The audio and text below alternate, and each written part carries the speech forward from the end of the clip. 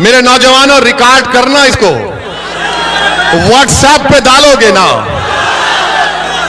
फसाद बुक पे डालोगे, फेसबुक नहीं है फसाद बुक है, ट्विटर पे डालोगे, इंस्टाग्राम पे, सब पे डालना ये बात, ओवैसी के सवालात। याद रखो, भारत का संविधान आपको इस बात की इजाजत देता है कि आप अपने मजहब पर चलें, आपको मजहबी आजादी दे दी गई है, आप अपने मस्जिदों को आबाद रखें। भारत के संविधान में आपकी जिंदगी, हर भारत के शहरी की जिंदगी एक बुनियादी हक है, फंडामेंटल राइट है, डरने और घबराने की जरूरत नहीं है। और एक बात मेरी याद रखो कि जो जुल्म करता है ना, वो जालिम खत्म हो जाता है। फिरौन था ना, फिरौन मालूम कौन था आपको? फिरौन एक बादशाह था, जुल्म करता था और अपने आप को खुदा कहता था। तो अल्लाह ने हजरत मूसा को उसकी तरफ भेजा और उसके दरबार में, फिरौन के दरबार में गरीब लड़की थी, बहुत गरीब थी, झोपड़ी में रहती थी। उसका काम यह था कि फिरौन के बेटी के बालों को कंघी किया जाए। और एक दिन जब वो फिरौन के महल में बादशाह की बेटी के बालों में कंघी कर रही थी तो कंघी नीचे गिर गई। उसने झुककर उठाया और कहा कि मेरा रब वो है जो मूसा और हारून का रब है, कि रब मूसा और हारून, मेरा रब वो है जो अल्लाह है। उसने कहा, तो बादशाह की बेटी ने कहा कि तू मेरे बाप को खुदा नहीं मानती? तो उसने कहा, नहीं, मैं उसको खुदा मानती हूं जो तेरे बाप का और तेरा और मेरा वो अल्लाह है, मैं उसको अपना रब मानती हूं। उसने जाकर अपने बाप से कहा कि एक कनीज है काम करने वाली जो मेरे बालों में कंघा करती, वो तुझको खुदा नहीं मानती। फिरौन ने उसको अपने दरबार में बुलाया। उसके दो बच्चे थे, एक शीरखार बच्चा था और एक 10-11 साल का बच्चा था। दो रिवायतें हैं। एक रिवायत में आया कि फिरौन ने कहा कि क्या तू मुझे खुदा नहीं मानती? तो उसने कहा, नहीं, मैं उसको मानती हूं जो तेरा भी रब है और मेरा भी रब है, वो अल्लाह है। उसने कहा, देख, मैं एक बड़ा तांबे का बर्तन लाया, उसमें तेल डाला और उसको खूब जलाया और कहा कि अगर नहीं मानेगी मुझे खुदा तो तेरे बेटे को उसमें डाल दूंगा, तेरे 10 साल के बेटे को। उसने कहा कि मैं तब भी तुझे अपना रब नहीं मानूंगी, मेरा रब वो है जो तुझे और मुझे और सारी कायनात को बनाया, अल्लाह। उस जालिम फिरौन ने उस बच्चे को उसकी मां के हाथ से छीन कर तेल में डाल दिया। वो बच्चा फौत हो गया। फिर पूछा, बोल अब क्या बोलेगी?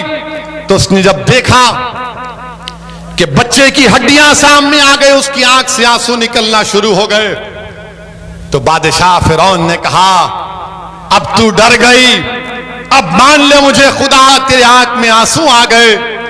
तो उस लड़की ने कहा कि मेरे आंख में आंसू मेरे बच्चे की मौत की वजह से नहीं या तेरी खौफ की वजह से नहीं, मेरे आंख में आंसू सिर्फ इसलिए आए कि अल्लाह मुझे एक ही जान दिया अपने दीन पर कुर्बान करने के लिए। फिरौन ताज्जुब किया और फिर कहा कि तेरे शीरखार बच्चे को ले लूंगा। उसके सीने से छीन लिया गया। तो जब बच्चे को, जो 6-7 महीने का बच्चा था, जब उसको तेल में डाला जा रहा था तो अल्लाह ने उस बच्चे को ताकत दी बोलने की। उसने कहा, मां तू कह दे कि तेरा मेरा सबका रब अल्लाह है, तू इस तेल की तरफ मत देख, कह दे कि मेरा रब अल्लाह है। उस बच्चे को डाल दिया गया। तो याद रखो, अल्लाह रब्बुल कायनात है, अल्लाह रज़्ज़ाक़ है, अल्लाह गफ्फार है, अल्लाह रहमान है, अल्लाह रहीम है, अल्लाह करीम है। और अल्लाह के दरबार में कभी भी जालिमों से अल्लाह इंसाफ करता है और जुल्म का खातिमा होगा इंशाअल्लाह ताला। और याद रखो, वो सहाबी रसूल का वाक़या याद आ रहा है। जब रोमियों से जंग हुई, हजरत अब्दुल्ला हुदैफा शामी थे जिनको रोम के बादशाह ने गिरफ्तार कर लिया और उनसे कहा कि तुम इस्लाम को छोड़ दो। उन्होंने कहा नहीं छोड़ूंगा। उसने कहा मेरी बेटी से शादी कर ले। उन्होंने कहा मेरा शादी करने का इरादा नहीं है। उसने जेल में डाल दिया। एक बदकिरदार किस्म की एक महिला को उसके पीछे लगा दिया। वो जेल में भागते थे, उससे कहते थे कि मुझे हाथ मत लगा, तू गैर महरम है।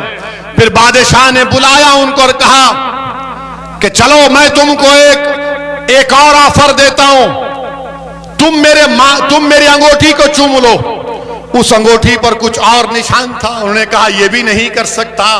ये होठ जो अशहदु अल्ला इलाहा इल्लल्लाह व अशहदु अन्ना मुहम्मद रसूलुल्लाह कहते हैं, जो मोहम्मद मुस्तफा सल्लल्लाहु अलैहि वसल्लम की गुलामी में सलात व सलाम पढ़ते हैं, इन होठों को मैं वहां नहीं चूम सकता। बादशाह ने कहा मेरे माथे को चूम ले, मैं 100 सहाबियों को आजाद कर दूंगा। उन्होंने कहा नहीं करूंगा। फिर कहा कि 300 रिहा करूंगा।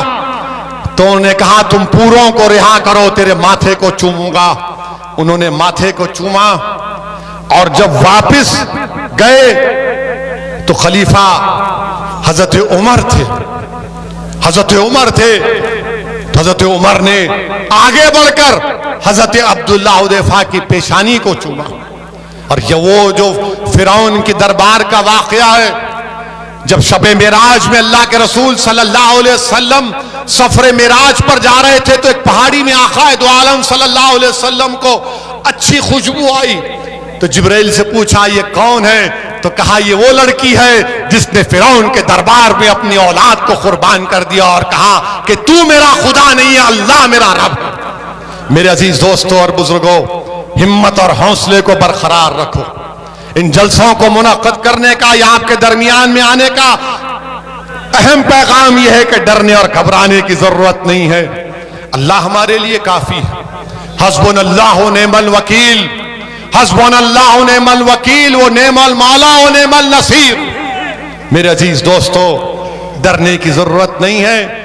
ये बीजेपी आरएसएस है, ये बेचारे हिस्ट्री नहीं मालूम इनको हिस्ट्री नहीं आती। अभी कल आरएसएस के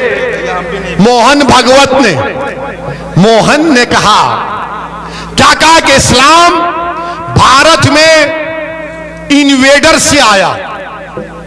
हमको कल मीडिया वाले लखनऊ में पूछे, हमने यही कहा कि मोहन भागवत जो है हिस्ट्री को नहीं जानते। मोहन भागवत जो है हिस्ट्री को नहीं जानते। हमने उनसे कहा कि इस्लाम इस मुल्क में बादशाहों की वजह से नहीं आया।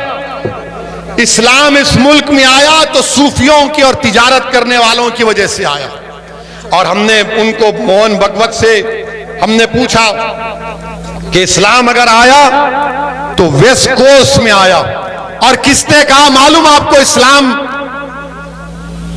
बादशाहों से इस्लाम भारत में नहीं आया। किसने कहा मालूम आपको?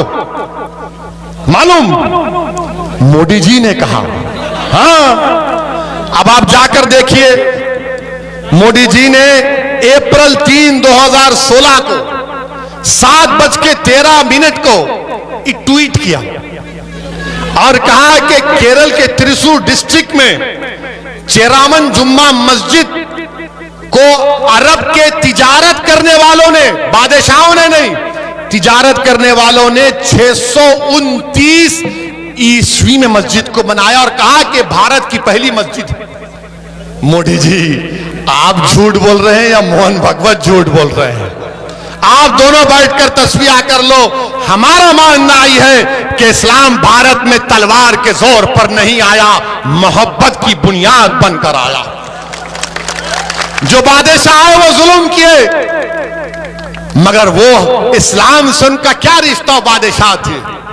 ख्वाजा गरीब नवाज आए, दीन लाए, दावत दी, मगर इन लोगों को मुसलमान देखते कि नहीं तुम भारत के नहीं हो। अब इनका जवाब और एक हमारे पास है। मैंने उलेमाओं के पैरों के पास बैठकर सुना कि सारे कायनात के अब्बा कौन है? हजरत आदम अलैहिस्सलाम है ना, हमारे सबके डैडी हैं, वो पिताजी हैं। वो जब जन्नत से निकले तो किस मुल्क में कदम रखा उन्होंने? किस मुल्क में रखा? भारत में रखा। तो ये बाप की सरजमीन हुई नहीं हुई? हुई ना। तो डरना किस बात का प्यारे? डरने और घबराने की जरूरत नहीं है। हिम्मत से काम करिए।